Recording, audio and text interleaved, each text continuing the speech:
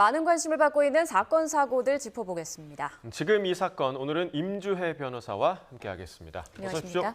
네, 안녕하세요. 네, 먼저 YTN이 받은 제보 내용부터 좀 보겠습니다. 내용이 충격적인데 평범한 주부인 30대 여성이 남편에게 이혼을 요구했다가 강제적으로 정신병원에 입원하게 됐다고요? 그렇습니다. 영화보다 더 영화 같은 일이 아닐 수가 없는데요. 일단 간략하게 좀 살펴보자면요. 남편과 어떤 아이 양육 문제로 갈등을 겪으면서 이혼 이야기가 오고 간 한 주부가 있었습니다. 평범한 일상을 살아오고 있는 와중에 어느 날 갑자기 문을 열고 들이닥친 사람들이 있었던 거예요. 네. 바로 이것이 보호 입원이라는 절차에 따라서 정신병원에 강제 입원하기 위한 그런 과정이었는데요. 갑자기 이제 집으로 찾아와서 입원을 해야 된다고 다짜고짜 하면서 본인을 데려가려고 하니까 당시에 경찰도 출동을 했었다고 합니다. 직접 신고를 했던 건데 경찰도 이제 여기서 다른 보호자들이 동의를 한 강제 입원 절차인 보호 입원 과정에서 일어날 일이다라는 얘기를 듣고 그 자리에서 다른 손 쓸 수 없이 돌아갔다고 합니다. 그렇기 때문에 실제로 강제 입원까지 이어졌었고 이후에 간신히 이제 법원의 인신보호구제 청구를 통해서 풀려나게 되었는데 이 법원의 인신보호구제 청구라는 것은 이런 식으로 사인을 통해서나 아니면 이렇게 강제 입원이 되었을 때 강제 입원이 되면은 본인의 인신의 자유가 아예 박탈당하는 그런 상황이기 때문에 이에 부당함에 대해서 법원에 청구를 할 수 있고 이를 해결해 주면서 이제 풀어주라는 결정을 하는 그런 과정인데요. 다행스럽게도 2달 동안이나 굉장히 긴 기간 동안 병원에 머물었지만 지인과 연락이 닿아서 본인의 상황을 이야기할 수 있었고 법원의 인신보호구제 청구를 통해서 풀려날 수 있었던 그런 사안이었습니다. 네, 자 결국 법원에 의해서 이제 풀려날 수 있게 된 그런 결론이 났는데, 자 여기서 의아한 게 아까 말씀해주신 대로 당시에 신고를 해서 경찰이 출동을 했는데 개입을 하지 못했다. 이게 이유가 뭡니까? 그렇죠. 왜냐하면 법적 보호자의 동의하에 진행되었던 보호 입원이었다는 점이 소명이 되었기 때문입니다. 그러니까 당시에 출동해 있었던 경찰관들도 당연히 어떤 상황인지를 물었고 그랬더니 병원에서 나온 사람들이다. 우리가 응급구조사들인데 보호 입원 과정에서 벌어진 소동이다. 이렇게 하고 관련 서류, 그러니까 동의자, 그러니까 법적인 보호자들의 어떤 동의서라던가 그 외에 지금 적법하게 보호 입원 절차를 밟고 있다는 서류를 보여주고 나니까 경찰도 이 부분에 대해서 더 이상 개입을 하지 않았던 것으로 보이거든요. 물론 지금 관련해서 추가적으로 수사가 진행되고 있는 과정이기 때문에 어떤 상황, 어떤 맥락에서 보호 입원이 이루어질 수 있었는지는 좀 더 수사 결과는 기다려볼 필요가 있을 것 같습니다. 네, 그러니까 보호 입원 제도 때문에 남편과 시어머니가 이 여성을 강제로 이제 정신병원에 입원시킬 수 있었던 건데 보호 입원 제도에 대해서 조금 더 구체적으로 설명을 해주실까요? 그렇죠. 우리가 흔히 얘기하는 그러니까 정신질환자들에 대해서 치료가 필요하잖아요. 이 치료가 필요할 때 정신병원에 입원을 하는 조치를 할 수 있는데 물론 자의로 본인이 치료가 필요하다고 느껴서 입원을 하는 경우가 있을 수 있습니다. 그 외에도 응급한 상황에서 벌어지는 응급 입원이라던가 이런 부분들이 충분히 있겠지만 본인이 동의를 하지 않는 경우, 본인이 입원을 하고 싶다고 밝히지 않는 상황에서 위험성이 인정이 될 때 이 보호자들의 이인의 동의가 있고 그리고 전문의가 지금 보호 입원이 필요하다는 그런 자해나 타해의 위험성 등을 입증하는 전문의의 소견서가 있으면 보호 입원이 가능하도록 하는 조치를 하고 있거든요. 그런데 여기서 끝나는 것이 아니라 이후에 다른 또 전문의가 진단을 해서 역시도 이것이 격리되어서 보호 입원 절차를 통해서 정신병원에서 치료를 받을 필요성이 인정이 된다고 다시 한번 체크를 받아야지만 보호 입원 상태가 유지가 될 수 있는 그런 제도입니다.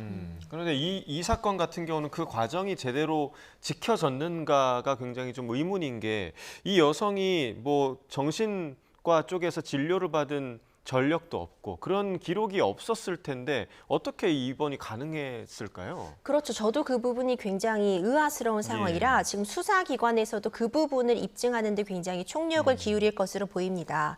앞서 말씀드린 것처럼 일단 보호 입원이 있으려면 보호자 2인의 동의가 필요한데 이번 사안 같은 경우에는 남편과 시어머니가 이 보호자로서 보호 입원에 동의를 한 상태라고 확인이 되고 있습니다.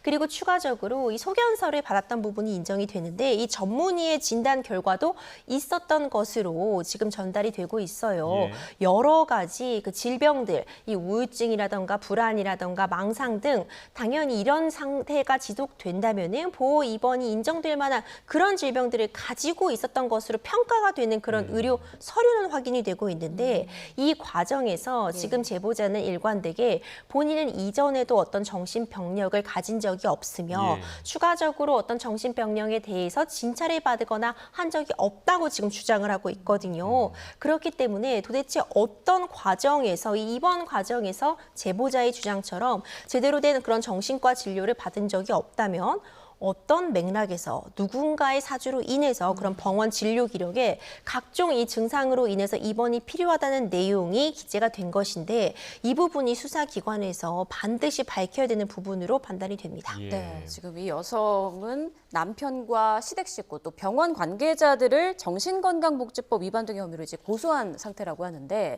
위법성이 좀 상당해 보이거든요. 어떻게 보세요? 그렇죠. 만약 지금 제보자의 주장과 같이 본인이 이전에 어떤 정신병력도 가지고 있지 않았고 당시에 이제 남편과 양육 문제로 인해서 이혼 이야기가 나오고 있는 이런 불화 상태에 있었던 것 외에는 전혀 어떤 정신적인 문제가 없음에도 불구하고 만에 하나 남편이 이런 부분에 앙심을 품고 보호자로서의 그 지위를 악용해서 강제로 부당하게 이렇게 보호 입원을 진행했다면 이 과정에서 불법이 상당하다고밖에 평가를 할 수 없습니다. 네. 특히 지금 가장 문제되고 있을 만한 그 부분인 만약 정말로 정신질환을 갖고 있지 않고 실제로 출산 전에 이 해당 피해 여성은 계속해서 정상적으로 10년 정도 직장 생활도 해왔던 것으로 지금 전해지고 있어서 만약 이런 부분에 어떤 의료 기록에 조작이 발생했다면 정말 큰일이라고 볼 수 있거든요. 예. 그렇기 때문에 이제 이런 부분에 대해서 지금 해당 이 제보자는 정신질환이 없었음에도 불구하고 병원과 남편 그리고 시어머니가 공모하여 이런 일을 벌인 것이다. 그렇기 때문에 정신건강복지법 위반 혐의로 고소를 진행한 상태고요.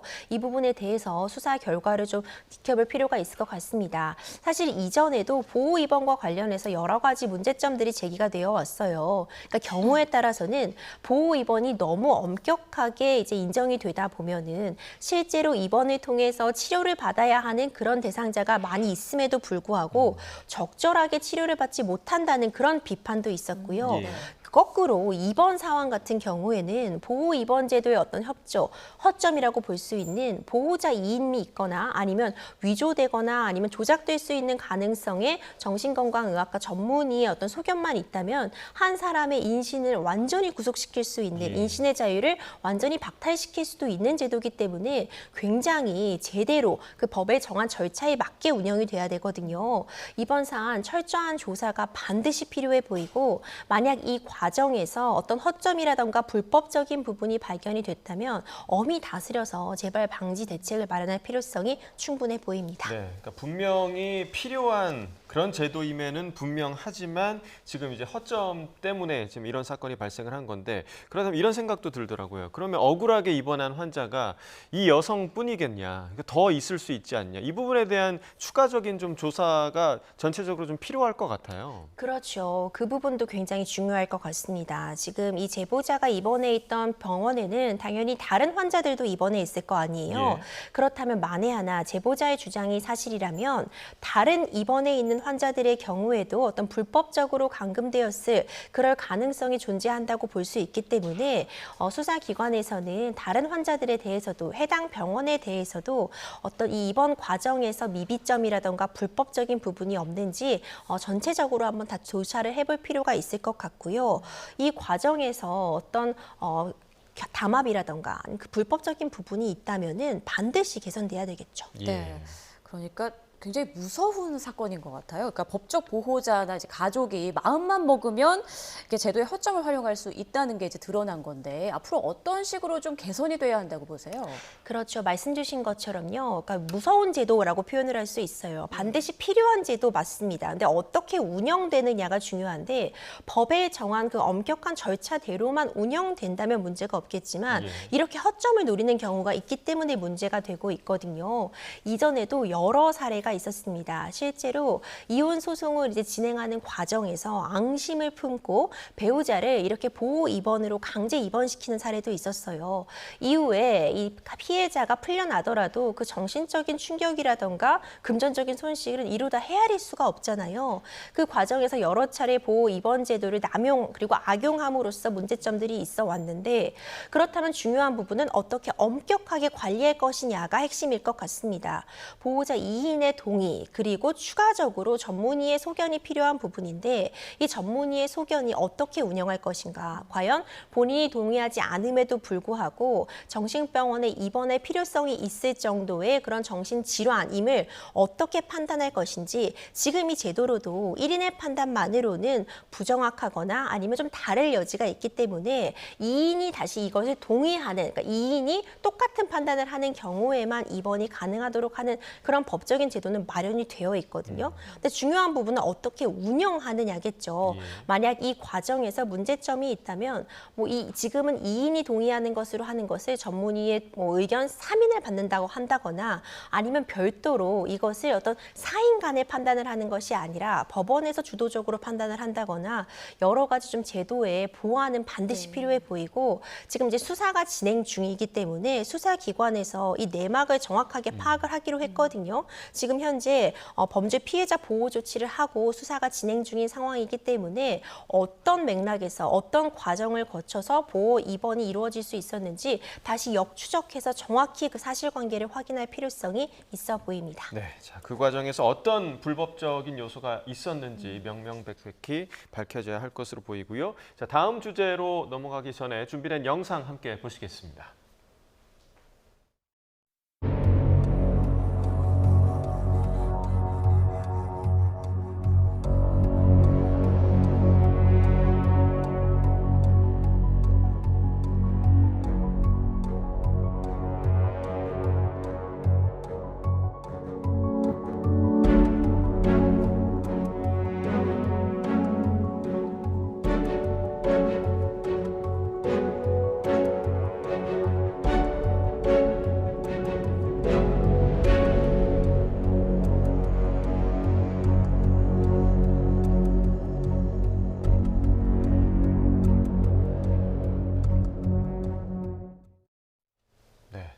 사실 좀 흔히 접하기 힘든 그런 사고였습니다. 그러니까 경남 하동에서 일어난 일인데 파출소의 주차장에서 지적 장애를 가진 여성이 주차된 순찰차에서 숨진 채로 발견됐다.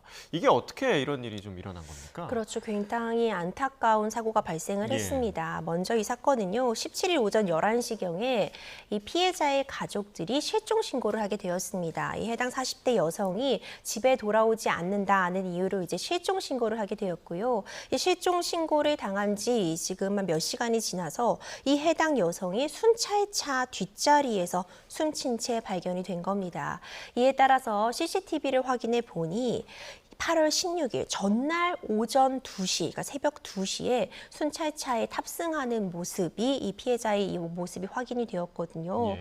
그러니까 시간을 계산해 보면 정말 안타깝게도 이 해당 여성은 이 땡볕까지 포함을 해서 무려 36시간 동안 이 순찰차의 뒷자리에 갇혀 있게 되었던 그런 상황이고 정확한 사인은 지금 부검을 통해서 확인이 될 예정이나 굉장히 고온이었고 한여름 그리고 떼양볕에 주차된 차량이었던 점 이런 부분들이 좀 종합적으로 고려될 때 어떤 온열 질환으로 인한 사망이 아닌가 하는 강한 추측은 지금 나와 있는 상황이고요. 네. 정확한 사인은 부검 결과를 통해 사건일 수 있을 것 같습니다. 네, 이 녀석이 순찰차에 왜 탔는지 그리고 거기에서 왜 숨졌는지 여러 가지 좀 궁금증이 드는 사건인데요.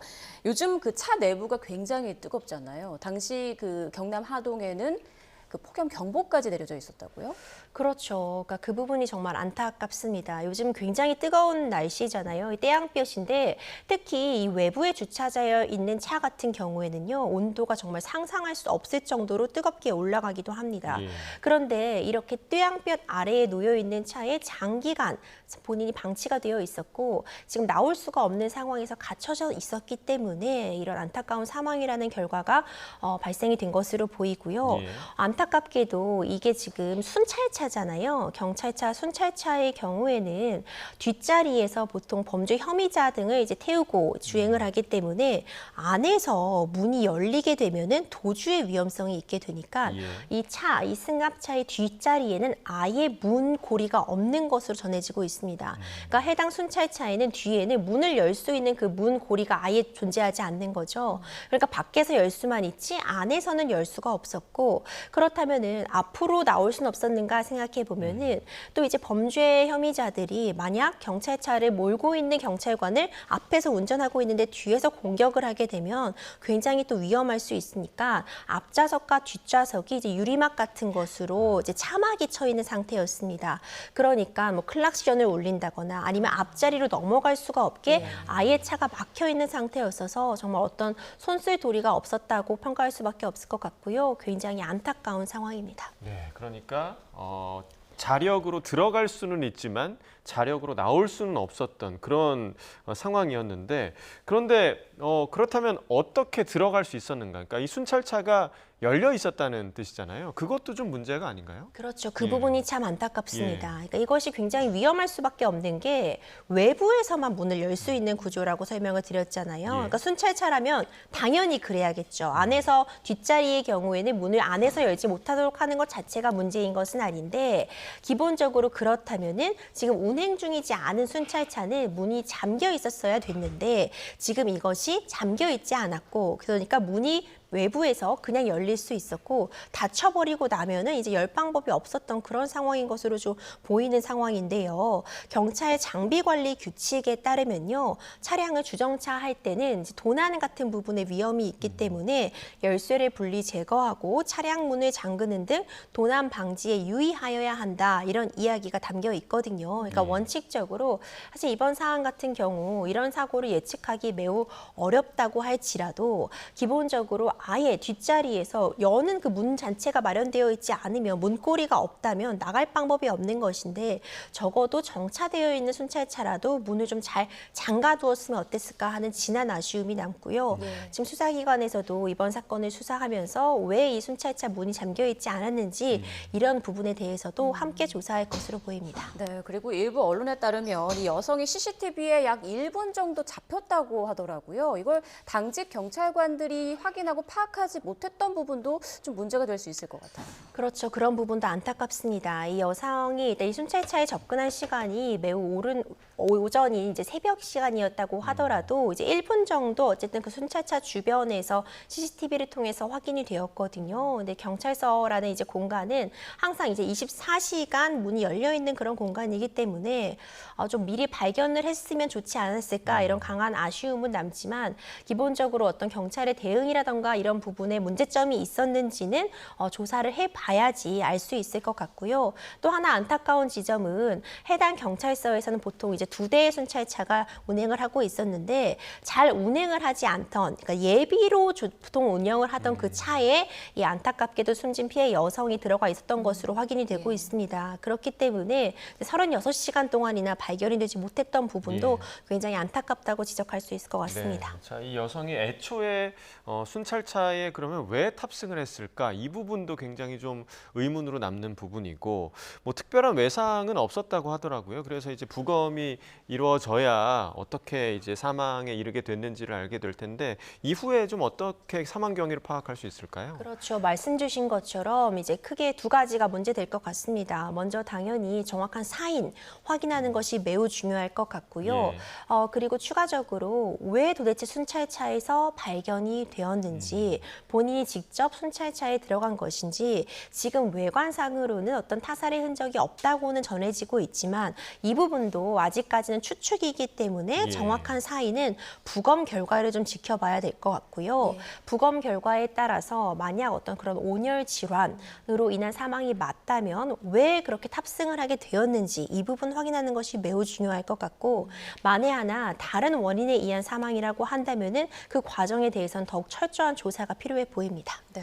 더위 속에 차량에 방치되는 사고가 요즘 좀 잇따르고 있는데 주의해야겠다라는 생각도 함께 드는 소식이었습니다. 자, 저희가 준비한 마지막 주제로 넘어가 보겠습니다. 관련 영상부터 보고 이야기 나눠보죠.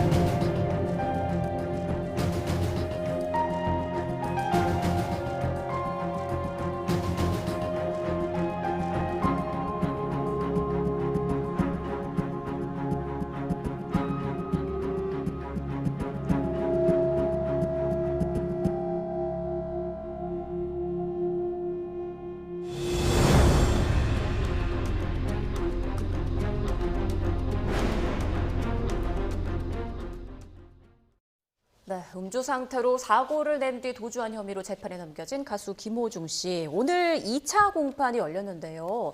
다소 수척한 모습이었다고 지금 전해지고 있어요. 그렇죠. 오늘 오전이었죠. 2차 공판이 있었습니다. 안경을 쓰고 다소 수척한 모습으로 법정에 출석했다. 이런 이야기가 전해지고 있는데 일단 구속 기간이 길어지고 있고요. 어쨌든 재판을 받는 과정이 결코 녹록지 않기 때문에 어떤 그런 심적인 고단함이 반영이 되어서 좀 수척한 모습으로 등장하지 않았나 이런 생각이 듭니다. 네. 자, 1차 공판도 13분 만에 끝났고 오늘 그 2차 공판도 한 10분 정도 만에 끝났다고 하더라고요. 원래 이렇게 공판이라는 게 빨리 마무리가 되는 겁니까? 특히 이번 사안 같은 경우에는요. 일단 1차 공판, 지난달 10일에 있었던 1차 공판의 경우에는 김호중 씨 같은 경우에는 이제 변호인들이 아직 이 사건 기록을 다 열람하지 못했다는 이유를 들어서 이 기소에 대해서 본인의 의견, 그러니까 인정하는지 아니면 다툴 것인지에 대한 의견을 밝히지 않았습니다. 다툴 것이 아직 없기 때문에 굉장히 좀 빨리 종결이 되었고 나머지 혐의자들은 1차 공판에서부터 모든 혐의, 기소 사실을 인정했기 때문에 또 다툴 부분이 없어서 좀 빨리 끝났다고 볼 수 있을 것 같습니다.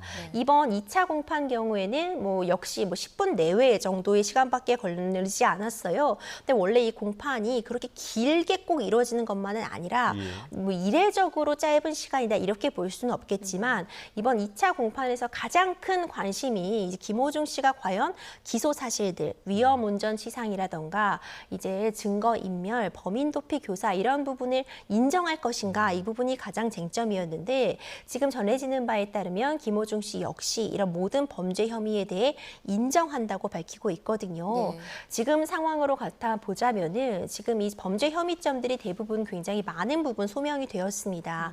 물론 음주운전 부분에 대해서는 그 김호중 씨가 워낙 그 발견이 된 것이 음주를 인정한 것이 너무 나중이어서 이 음주 측정이 제대로 이루어지지 못해서 증거 확보에 어려움을 겪고 음주운전 혐의는 빠졌지만 그와 유사하다고 볼 수 있는 그러니까 술을 마시고 이제 사람에게 피해를 끼친 위험운전 치상이라던가 범인 도피 교사, 그러니까 매니저를 대리 자수시킨 부분, 그리고 이제 블랙박스 등을 훼손한 증거 인멸 이런 부분에 대해서는 검찰에서도 혐의 입증이 굉장히 자신감을 보이고 있었거든요. 그렇기 때문에 이제 사실 1심 선고를 앞둔 시점에서 이런 부분에 대해서 무리하게 다투기보다는 범죄 혐의에 대해서 인정하고 특히 지금 피해자인 이 택시 기사와는 원만하게 합의를 한 것으로 전해지고 있어서 합의서가 제출이 되면 이 합의가 제출이 되고 본인이 반성하는 이런 부분을 좀 어필함으로써 양형에 있어서 최대한 참작을 받기 위한 어떤 선택이 아니었나 이런 생각이 듭니다. 네, 말씀하신 대로 김호중 씨 변호인은 김호중 씨가 공소 사실을 전부 인정하고 있다 이렇게 밝히면서도 피해자랑 합의한 뒤 합의서를 제출했다 이렇게 밝혔거든요. 이 부분이 형량에 아주 큰 영향을 미칠까 싶은데 어떻게 보세요? 그렇죠. 이게 사실 일단 기본적으로는 교통사고 사건입니다. 이 교통사고 사건에서 피해자와의 합의는 굉장히 중요합니다. 교통사고가 발생하면 그에 따라서 피해자는 물질적, 정신적 손해를 입게 되는데 이 피해자의 이 물질적, 정신적 손해가 회복이 되었느냐 아니면 회복이 되지 못하였느냐는 피해자 입장에서도 그렇고요. 어떤 죄질을 평가함에 있어도 적어도 피해자와 합의가 있다면은 이 부분이 양형에 있어서 참작되는 것이 맞다고 보고 있거든요. 그렇기 때문에 피해자와의 합의는 양형에 있어서 김호중 씨에게 유리한 요소로 참작받을 부분은 분명히 있지만요.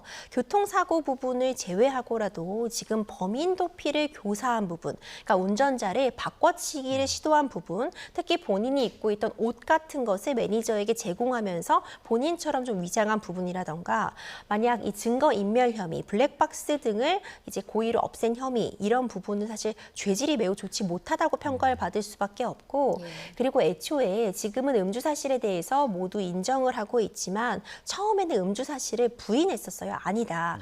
그래서 열흘 정도가 지나서야 음주 사실을 모두 인정해서 그 과정에서 사실 양형에 있어서 나쁜 쪽으로 평가할 만한 그런 요소들, 우리가 흔히 얘기하는 죄질이 좋지 못하다고 평가할 만한 요소들이 있어서 최종적으로 피해자와의 합의는 김호중 씨에게 양형에 있어서 참작받을 요소는 맞지만 다른 상황들을 모두 다 더했을 때 최종적인 형량은 어느 정도로 내려줄 수 있을지는 이제 마지막 공판 그리고 최종적인 선고까지 좀 기다려볼 필요 있을 것 같습니다. 네, 오늘 그 재판부에서 검찰의 추가 공소 여부를 물었는데 검찰이 공소를 30조를 추가를 했더라고요. 그러니까 형법 30조를 추가한다 이렇게 밝혔다고 하는데 이건 어떤 의미를 가지는 겁니까? 그렇죠. 이 매니저를 제외하고 소속사 대표랑 본부장 그리고 김호중 씨에 대해서 형법 30조에 따른 공동정범 혐의를 추가로 기소한다. 예. 공소장에 추가한다 이렇게 밝혔는데 공동정범이라고 한다면 우리가 흔히 얘기하는 공범이죠. 예.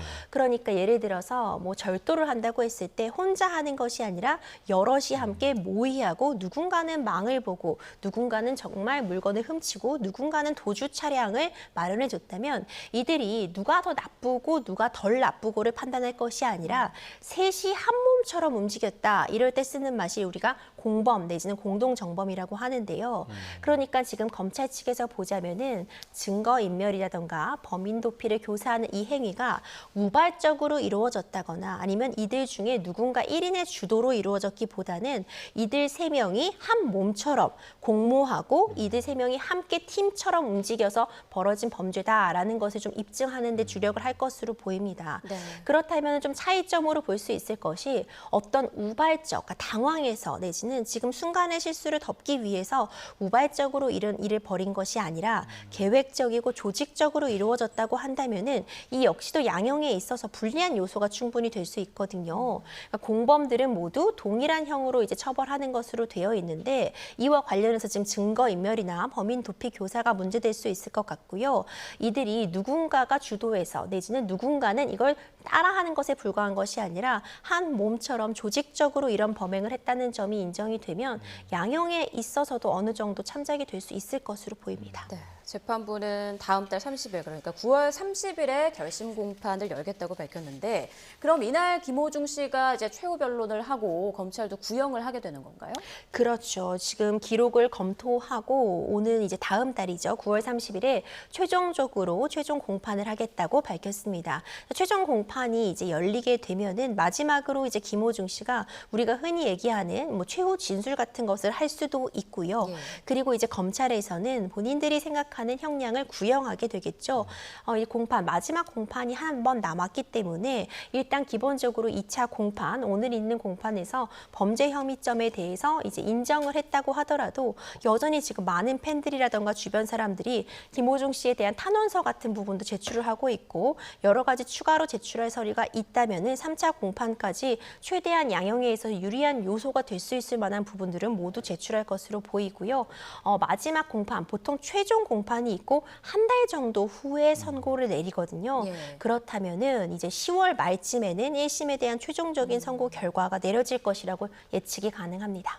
10월 말쯤 첫 선고를 예측을 해주셨고요. 그리고 이후에 이제 김호중 씨 이 사건 이후에 김호중 씨를 굉장히 따라하는 모방 범죄가 많이 잇따르고 있고 저희도 굉장히 계속해서 좀 보도를 해드리고 있는데 그래서 국회에서 일명 김호중 방지법을 지금 추진하고 있단 말이죠. 그런데 일부 김호중 씨의 열성 팬들이 뭐 법안을 낸 의원실에 문자를 보낸다든지 전화를 한다든지 이렇게 좀 댓글 폭탄을 퍼붓고 있다. 지금 이런 소식이 들리더라고요. 그렇죠. 네. 자, 특히 이번 사안 같은 경우에 사실 김호중 씨 사건 이전부터 문제점으로 지적되어 오고 있던 부분이 있었는데 예. 그러니까 이른바 이것을 인터넷상에서 우리가 막 술타기 수법이다 예, 이렇게 예. 불려왔어요. 그러니까 음주 상황에서 운전을 하다가 적발이 되면 당장은 그 상황을 무조건 피하고 도주한 다음에 오히려 뭐 편의점이라던가 아니면 다른 주점에 가서 더 음주를 하게 되면은 그 이후에 적발이 돼서 음주 측정을 하면 음주 운전할 그 운전 당시에 술을 마신 것이 아니라 이후에 마신 술에 따른 혈중 알코올 농도가 검색이 되기 때문에 네. 그 검출 결과가 그 음주 당시 운전 당시의 검출 결과라고 볼 수 없어서 음주운전을 피하기 위한 꼼수처럼 일명 술타기 수법이 운영이 되어 와서 문제점으로 지적이 되어 오고 예. 있었고 김호중 씨 경우에도 이와 같은 경우라고 판단을 할 수 있었는데 이와 관련해서 음주 이후 추가로 음주를 해서 어떤 검거라던가 처벌을 피하려는 이 수법에 대해서 엄중하게 대응해야 되고 처벌 규정을 신설해야 된다는 법안들이 많이 지금 만들어지고 있었습니다. 네. 근데 이와 관련해서 말씀 주신 것처럼 이제 일부 김호중 씨 팬이라고 주장하고 있는 사람들이 해당 그런 법안을 발의한 의원실에게 전화를 건다거나 아니면 문자를 보내고 직접적으로 이제 인터넷상의 댓글 같은 것을 남기면서 특정 개인을 비하하는 용도로서 이런 입법 활동을 한다 이렇게 주장을 하면서 굉장히 강한 비판을 남기고 있거든요.